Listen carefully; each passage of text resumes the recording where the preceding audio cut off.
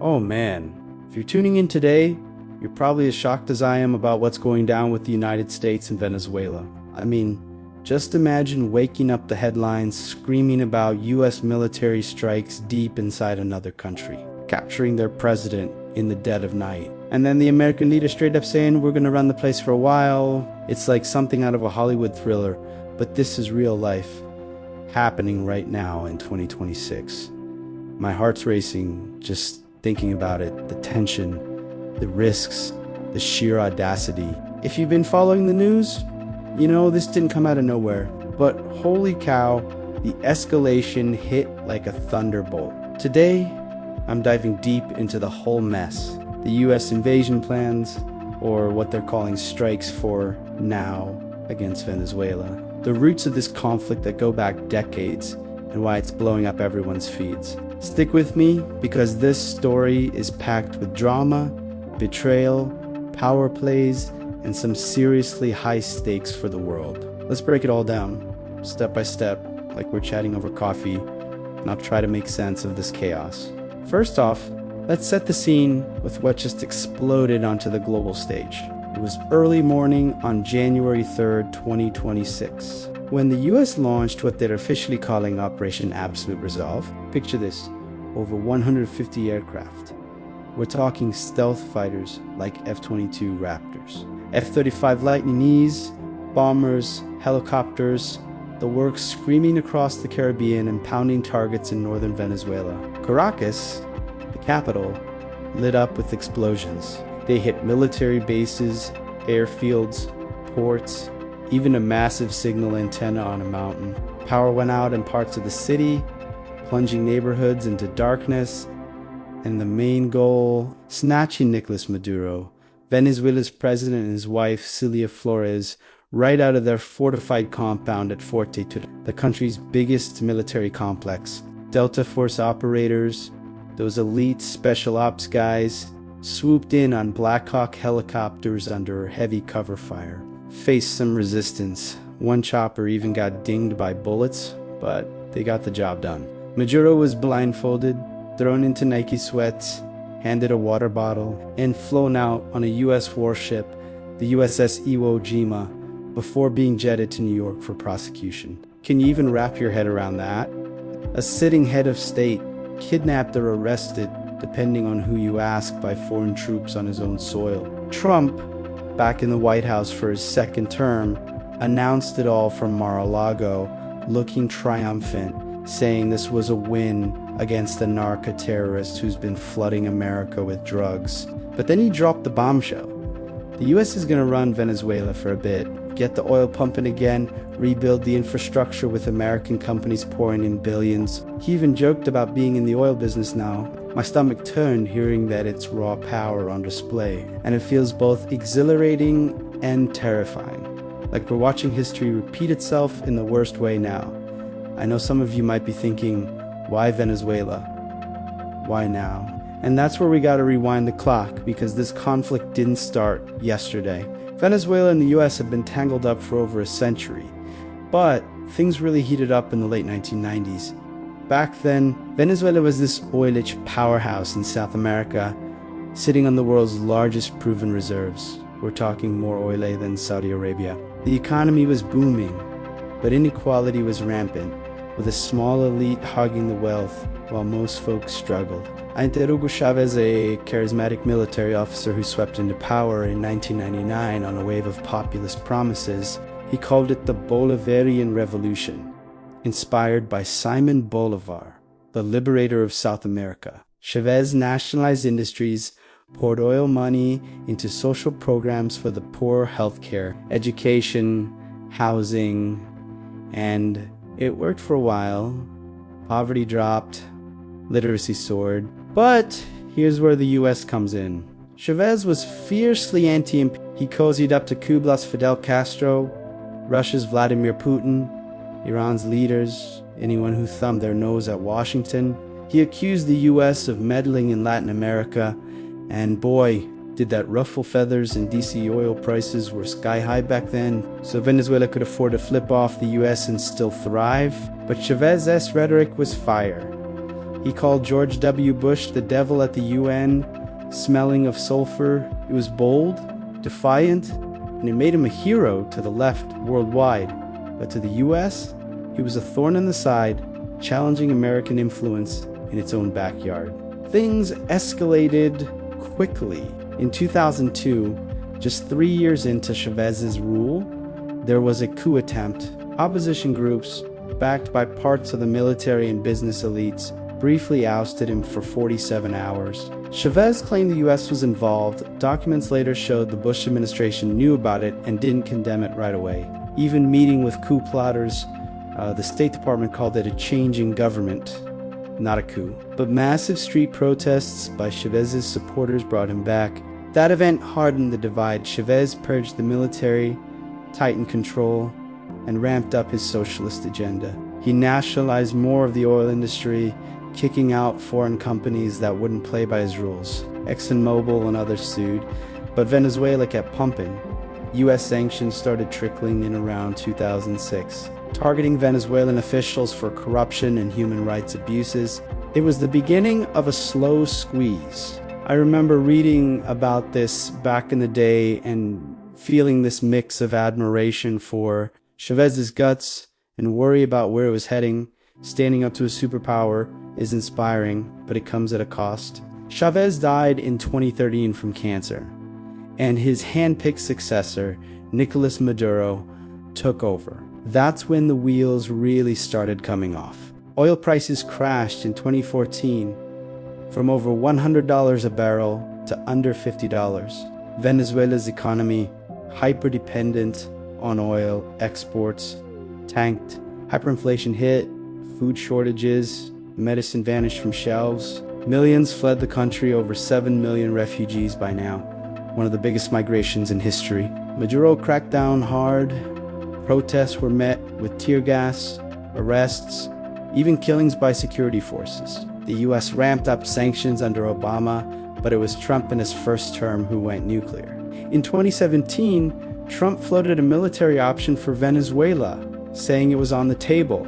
That sent chills through the region. Invasion talk from the White House. He imposed broader sanctions, banning US dealings with Venezuela State Oil Company, PDVSA, which crippled their exports. Then came 2019, the big turning point. Maduro won a re-election that everyone called rigged, opposition boycotted, international observers bailed.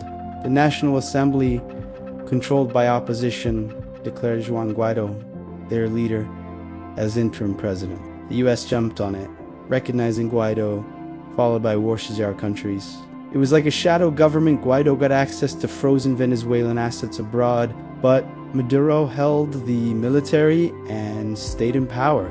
Trump even indicted Maduro in 2024 drug trafficking, calling his regime a narco-state tied to the cartel of the Suns, alleged network of Venezuelan officials smuggling cocaine. Maduro denied it, calling it a smear. Tensions simmered with failed plots like Operation Gideon in 2020, where American mercenaries tried to overthrow him. Total fiasco, they got caught immediately. It felt like a bad spy movie, but it showed how desperate things were getting. Fast forward to Biden's term, and things cooled a bit. He eased some oil sanctions in 2023 to help with global energy prices after Russia's Ukraine invasion. There were talks, prisoner swaps, even a deal for freer elections in 2024. But that election, total disaster. Maduro claimed victory with 51%. But opposition leader Edmundo Gonzalez said he won by a landslide, with proof from polling stations. International observers cried fraud. The Carter Center called it undemocratic. Maduro cracked down again, arresting thousands, issuing a warrant for Gonzalez, who fled to Spain. Maria Corina Machado, the real opposition powerhouse disqualified from running, kept fighting from exile. The US refused to recognize Maduro, reimposed sanctions. Enter Trump again in 2025, fresh off his election win. He labeled the Cartel of the Suns a terrorist group, with Maduro as its head. He started Operation Southern Spear, a war on drugs campaign targeting Venezuelan-linked trafficking. In August, U.S. warships and troops built up in the Caribbean, minus 15,000 personnel. The USS Gerald R. Ford Carrier Strike Group, fighter jets in Puerto Rico. September saw strikes on boats allegedly carrying Venezuelan drugs. November, Machado met Trump in Miami, promising to open up oil reserves if she took power. Secret talks with Maduro's folks happened too, but no deal. December, U.S. seized oil tankers, imposed a blockade. Trump openly said strikes inside Venezuela were coming. It was like watching a pot boil over. You knew the lid was going to fly off. And boom, January 3rd, 2026. The strikes hit at 2 a.m. local time, catching everyone off guard. Over 30 minutes of airstrikes dismantled air defenses, then the raid. Maduro and Flores captured by 5:21 a.m., flown out. Casualties, no U.S. deaths, but 2 soldiers injured. 1 from shrapnel, 1 gunshot.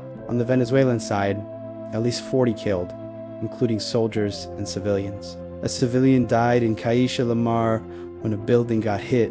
Trump didn't notify Congress. He claimed presidential authority for a law enforcement action with military backup. Maduro is now in Brooklyn's Metropolitan Detention Center, facing charges of narco-terrorism, cocaine, conspiracy, weapons possession. The indictment says he's been enriching himself for 25 years by flooding the U.S. with tons of coke. His wife's charged. Vice President Delcy Rodriguez stepped in as acting president, calling it a kidnapping and vowing resistance. The Supreme Court backed her. Protests erupted in U.S. cities, anti-war crowds in New York, Dallas, San Francisco chanting for impeachment. Democrats like Brian Schatz and Tim Kaine slammed it as illegal, no War Powers Act approval. Republicans like J.D. Vance and Mike Lee backed it, saying Maduro's a fugitive internationally. Chaos. Chaos. China, Russia, Iran, Cuba condemned it as imperialism. Chief Antonio Guterres called it a dangerous precedent, scheduling a Security Council meeting. Colombia's Gustavo Petro mobilized troops on the border, but some, like Israel and Argentina, commended it. Machado celebrated, saying freedom's here, pushing for Gonzalez to take over. This isn't just about one man or one country, it's layered with history. The U.S. has a long track record of intervening in Latin America, going back to the Monroe Doctrine in 1823, which basically said, hands off our hemisphere to Europe, but evolved into America playing cop. Teddy Roosevelt's big stick policy meant using force to protect interests. In the Cold War, it was about stopping communism. Tate, 1954, Guatemala. Cia overthrew President Jacobo Arbenz because his land reforms hit United Fruit Company, a U.S. giant. Led to decades of dictators and civil war. Or the 1961 Bay of Pigs, Kennedy's failed invasion of Cuba to topple Castro. Total embarrassment, over 100 dead, pushed Cuba closer to the Soviets. Then Grenada in 1983, Reagan invaded to oust a leftist government, citing U.S. student safety. Quick win, but controversial. Nicaragua's Contras in the 80s, U.S.-funded rebels against Sandinistas, leading to the Iran-Contra scandal. Panama 1989, Bush Sr. invaded to grab Noriega, a former ally turned drug lord. Mixed results, some brought democracy, some others endless violence. Now Venezuela fits the pattern: oil interests, drug war, regime change. Trump criticized forever wars, but here he is owning this one. Betsy Higgs, his defense secretary, talks oil involvement. Marco Rubio confirms the arrest. It's America first, but at what cost? Echoes of Iraq, where we broke it and owned it. Diving deeper into the why oil is king. Venezuela's reserves are massive, but under Maduro, production plummeted from 3 million barrels a day to under 1 million due to mismanagement, sanctions, corruption. Trump sees opportunity. U.S. companies like Chevron could revive fields to export to America, lower gas prices. He said we'd sell the oil, reimburse costs, but critics say it's naked imperialism.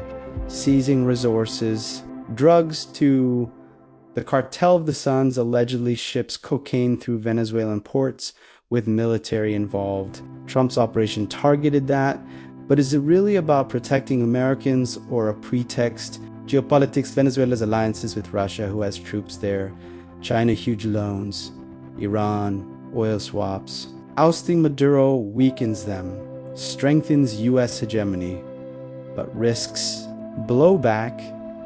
China condemned it, saying it justifies their moves elsewhere, like Taiwan. Russia might escalate in Ukraine. Domestically, it could divide America, protests already brewing, and for some celebrate, hoping for change after years of suffering.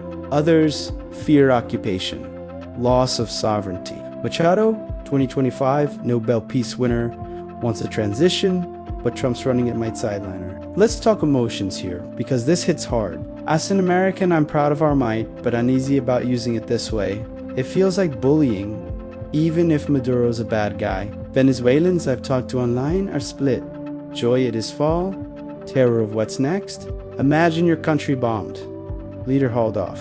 Humiliating, rage-inducing. Trump's legacy, this could define it. He promised no wars, but Venezuela might be his Iraq or Afghanistan. If it stabilizes, he's a hero. If it spirals into insurgency, quagmired. Globally, America's image as rule follower takes a hit. Violating sovereignty sets precedents. UN meetings loom, possible sanctions on us. Wild, and oil prices drop or spike from instability. Wrapping this up, folks, we've covered the hook of the capture, the deep dive into decades of conflict from Chavez's rise to Maduro's fall, the operation's grit, historical echoes, and the messy aftermath. It's a reminder, power unchecked leads to pain. What do you think? Justified move or overreach? Drop comments like if this helped unpack it. Subscribe for more breakdowns. Stay informed. Stay safe. The world's wild right now. Peace. Ouchie.